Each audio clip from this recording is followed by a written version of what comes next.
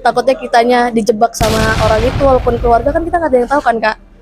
Tahu-taunya ini uang hasil yang nggak bener, nanti kita juga yang kena jadi kambing hitamnya lah Hai ibarat. Citizen, kali ini kami sedang berada di Posblok dan sekarang kami ingin mengetes pengetahuan pencucian uang, pendanaan terorisme, dan pencegahan proliferasi senjata pemusnah massal ke orang-orang random yang ada di Posblok nih. Penasaran nggak sih sama jawaban mereka? Yuk kita cari tahu. Tabung. Mungkin diinvestasiin sih Kak, sama buat usaha gitu. Pribadi sih aku tanya dulu ini uangnya dapat dari mana, karena kan kita juga nggak tahu itu bentuk uangnya dari mana, dari siapa, atau mungkin bisa nemu di jalan. Takutnya juga takut jadi apa ya, kayak tuker kepala lah bahasanya. Takutnya kitanya dijebak sama orang itu, walaupun keluarga kan kita nggak ada yang tahu kan Kak. Setidaknya kalau saya mendapatkan uang 1 miliar itu ya saya tanya dulu uangnya dari mana, ini uang siapa gitu kan. Saya nggak mau main terima aja, takutnya ntar tiba-tiba ada penyelidikan datang ya kan, tahu-taunya ini uang hasil yang nggak bener, nanti kita juga yang kena jadi kambing hitamnya lah ibaratnya. Ya pencucian uang itu sederhananya ya, jadi kayak misalkan nih uang yang mungkin sebenarnya itu bukan punya dia, tapi akhirnya itu dialihkan ke orang lain dan akhirnya dibelikan untuk kayak investasi atau beli rumah atau beli ya pokoknya mobil atau apapun, jadi tapi itu atas nama orang lain padahal itu bukan uangnya dia. Ada kutipan di TikTok gitu Pak, jadi misalkan ada orang buka usaha nih, tapi tempatnya itu sepi, tapi bisa bertahun-tahun gitu, padahal tempatnya itu sepi gitu. Misalkan kalau ada yang ibaratnya uang yang nggak bener gitu langsung dicurigain Pak, takutnya ya kan. Misalkan yang tadi 1 miliar itu ya mesti orang berpikir ini uangnya uang dari mana nih, bisa jadi korupsi atau pencucian uang, kita kan nggak tahu. Kalau Rafael Alun itu paling yang paling viral sih yang 271T itu Pak. Kurang tahu. Iya. Itu mungkin bisa jadi kayak kelompok gitu, kelompok-kelompok tertentu gitu, kelompok-kelompok itu, dan kita nggak tahu ya, karena banyak konspirasi ya, ada yang mendanai segala macam, nah kita nggak tahu, nggak pernah tahu sih Kak. Ya itu sih orang dalamnya juga sih Kak.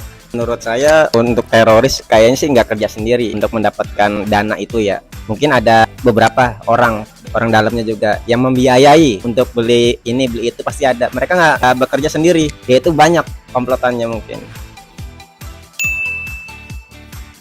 Bom atom, bom hidrogen, nuklir, nggak tahu sih, paling taunya kayak yang genosida gitu nggak taunya tuh. Ya seperti bom. Nah, itu tadi beberapa tanggapan dari teman-teman yang sudah kami wawancarai mengenai pencucian uang, pendanaan terorisme, serta pencegahan proliferasi senjata pemusnah massal. Untuk lebih lengkapnya, yuk kita simak penjelasan berikut. Nah, supaya lebih paham tentang apa itu pencucian uang, mari kita bahas contohnya satu persatu. Yang pertama ada mas-mas ini, dan juga bapak-bapak ini. Nah, yang pertama, masih ingat nggak dengan nama Indra Kents? Beliau ini didakwa dengan pasal berlapis dalam kasus investasi bodong Binomo. Yang pertama adalah penyebaran berita hoax melalui media elektronik dengan cara memberikan tips trading supaya menang, padahal dia tahu bahwa aplikasi Binomo ini belum mendapatkan izin dari Bapepti. Sehingga banyak orang yang mendapatkan harapan palsu agar bisa kaya raya secara instan. Terus di mana letak pencucian uangnya?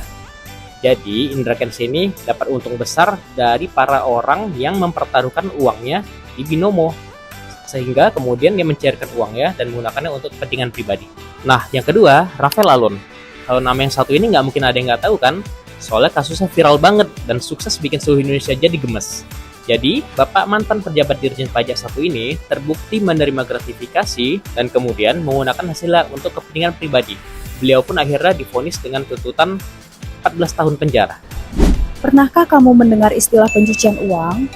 Mungkin terdengar asing, tapi tahukah kamu bahwa pencucian uang merupakan kejahatan serius yang dapat membahayakan perekonomian dan juga masyarakat? Singkatnya, pencucian uang merupakan upaya untuk menyembunyikan atau menyamarkan uang yang diperoleh secara ilegal. Contohnya, uang yang diperoleh dari korupsi, perdagangan narkotika, penipuan, ataupun kejahatan lainnya. Lalu, kenapa sih uang itu harus dicuci?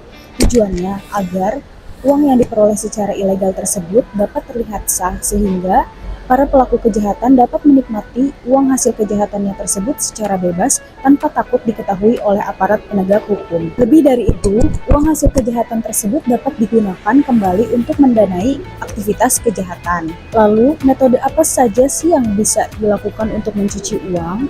Para pelaku kejahatan ini biasanya mencuci uang mereka dengan menggunakan rekening orang lain, membelikan properti ataupun barang berharga lainnya atas nama orang lain, ataupun menciptakan perusahaan fiktif. Aksi terorisme merupakan suatu kejahatan terhadap kemanusiaan yang tidak hanya menelan banyak korban jiwa, harta, dan benda, tapi juga mengancam keutuhan dan kedaulatan negara. Nah, untuk mencegah berkembangnya aksi ini, maka diperlukan adanya upaya pencegahan dan pemberantasan pendanaan terorisme. Pendanaan terorisme ini memungkinkan kelompok teroris untuk memperoleh sumber daya yang mereka perlukan dalam rangka merencanakan dan melancarkan serangannya yang dapat meliputi perekrutan anggota, pelatihan personel, pembelian senjata, penyebaran propaganda, hingga pembiayaan keluarga yang ditinggalkan. Sumber pendanaan ini dapat berasal dari sumber legal maupun ilegal. Misalnya, untuk sumber legal berupa donasi yang dilakukan oleh individu atau organisasi melalui platform urun dana. Sementara untuk sumber ilegal dapat berasal dari hasil pencurian atau hasil perampokan. Mari kita bangun bahaya akan pendanaan terorisme serta lebih bijak dan hati-hati dalam donasi. Kalian pasti tahu peristiwa bom atom yang dijatuhkan oleh Amerika Serikat di Jepang pada masa Perang Dunia? Atau peristiwa aksi terorisme di bom Bali. Nah, dua peristiwa tersebut memberikan ancaman dan bahaya yang cukup besar bagi masyarakat secara luas. Nah, sekarang bayangkan, bagaimana jika banyak negara punya senjata seperti bom atom dan nuklir? Atau bahkan yang lebih parah, kalau misalnya ada teroris yang punya senjata tersebut. Nah, di sini peran BPSPM. BPSPM atau pencegahan proliferasi senjata pemusnah massal adalah upaya untuk mencegah penyebaran senjata tersebut. Nah, sekarang jadi tahu kan apa itu BPSPM? Nah, sekarang kalian jadi lebih tahu kan soal pencucian uang, pendanaan terorisme, serta pencegahan proliferasi senjata pemusnah massal.